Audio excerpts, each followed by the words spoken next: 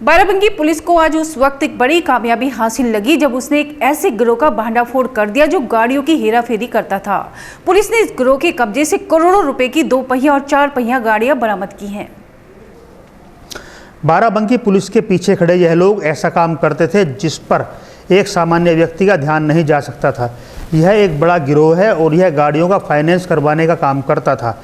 इनके यहाँ अगर एक ग्राहक आ गया तो उसके नाम से कई गाड़ियों का फाइनेंस हो जाया करता था। इसका अर्थ था कि गाड़ी लेने वाले को या गाड़ी फाइनेंस कराने वाले को पता ही नहीं होता था और गाड़ियाँ निकल जाया करती थी। फाइनेंस कराई गई इन गाड़ियों को कम कीमत पर भोले भाले लोगों के हाथों बेच दिया जाता था। बाराबंकी के पुलिस अधीक्षक डॉक्टर अरविंद चतुर्वेदी ने बताया कि इस तरह के केस की शुरुआत थाना मोहम्मदपुर खाला के इंस्पेक्टर मनोज कुमार शर्मा ने की थी और 77 गाड़ियां बरामद की थी। मनोज शर्मा के दिखाए रास्ते को पकड़ के जनपद के अन्य थानों को अलर्ट किया गया था, जिसके परिणाम स्वरूप एक बार फिर थाना मोहम्मदपुर खाला और थाना जैतपुर पुलिस ने 191 2 पहिया और 9 लग्जरी 4 पहिया वाहनों को बरामद कर अब तक की सबसे बड़ी बरामदगी को अंजाम दिया है। इन गाड़ियों की कीमत की बात की जाए तो इनकी कीमत लगभग 2.5 करोड़ से ज़्यादा है।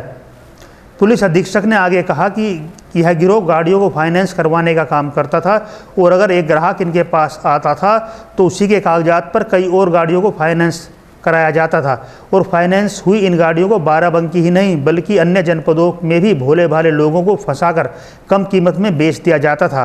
खरीदने वाले को यह बताया जाता था कि इन गाड़ियों का फाइनेंस है और 1 साल की EMI अदा करने के बाद यह ट्रांसफ़र हो जाएगी। इस गिरोह के झांसे में आकर लोग गाड़ियाँ ले लेते थे। इस गिरोह के द्वारा दिए गए तर्क और कृत्य दोनों ही गलत हैं।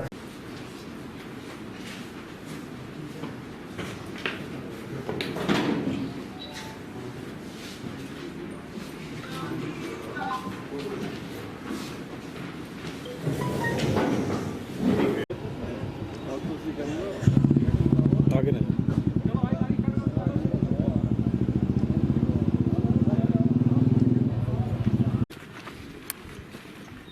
ये है पुलिस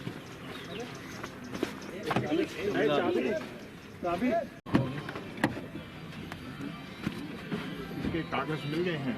हाँ सर, मिल गए हैं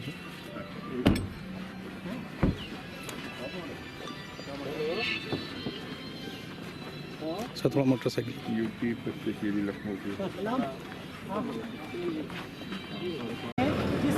बड़े रैकेट और भी खुलासा हो सके।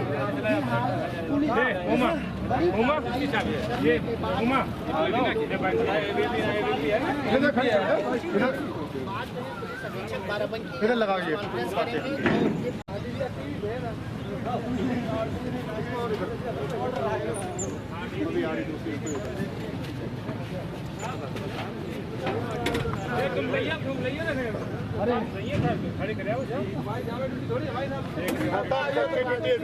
अरे यार 25 का। कितने साल से काम कर रहे हैं?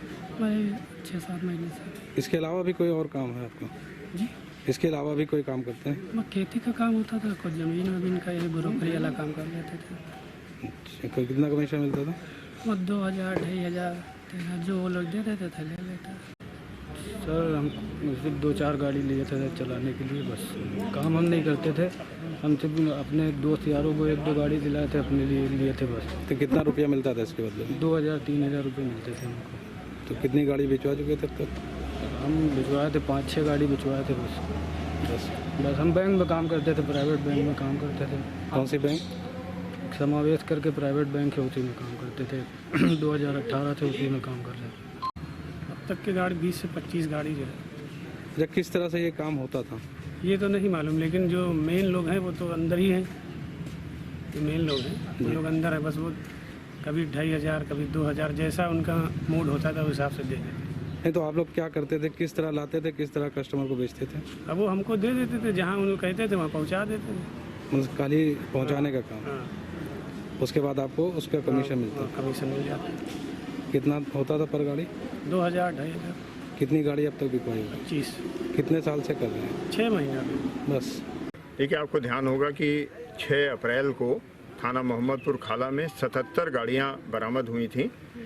सभी गाड़ियां बैंक और एजेंसी के साथ धोखाधड़ी करके एक गैंग द्वारा निकाली गई थी और बाराबंकी के निवासियों को बेची गई थी। जो अभियुक्त उस समय थे उनसे पूछताछ हुई और पूरा मोडस ऑपरेंडी समझा गया, डिजिटल एनालिसिस की गई डेटा की, और उसके बाद जैतपुर थानाध्यक्ष ने इस चैलेंज को स्वीकार किया, क्योंकि उस समय जानकारी हुई थी कि जनपद बाराबंकी में बड़ी संख्या में गाड़ियां बेची गई हैं। आज 191 गाड़ियां यहां बरामद की गई हैं, जिसमें 9 चार पहिया वाहन हैं और बाकी 2 पहिया वाहन हैं। टोटल कीमत लगभग 2.5 करोड़ रुपए है इन वाहनों की। इसमें पुनः वही मोडस ऑपरेंडी सामने आई है, जिसके अनुसार एक जेन्युइन ग्राहक के पेपर्स को फ्रॉडलेंटली तैयार करके दूसरा वाहन खरीदा गया।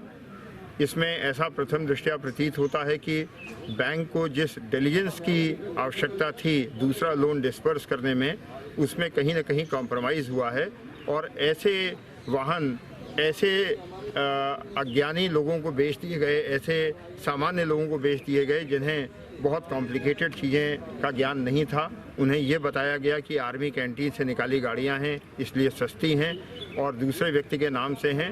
1 साल की EMI देने के बाद ये गाड़ियां ट्रांसफ़र हो जाएंगी, जो तथ्यात्मक रूप से सरासर गलत था।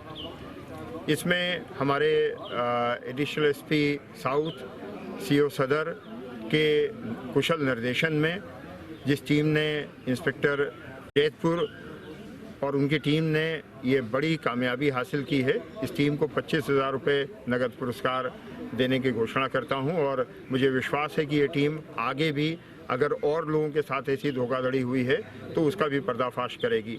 मैं आप लोगों के माध्यम से जो हमारी जनता है उसको भी ये संदेश देना चाहता हूं कि सस्ती गाड़ियों के चक्कर में किसी प्रलोभन में न पड़ें और अब इसके आगे अगर कोई सस्ती गाड़ी बेचने का प्रयास करता है तो मुझे सीधे बताएं या संबंधित SP क्षेत्र अधिकारी को बताएं, जिससे कि उनको नुकसान न हो और ऐसे व्यक्ति को गिरफ्तार किया जा सके।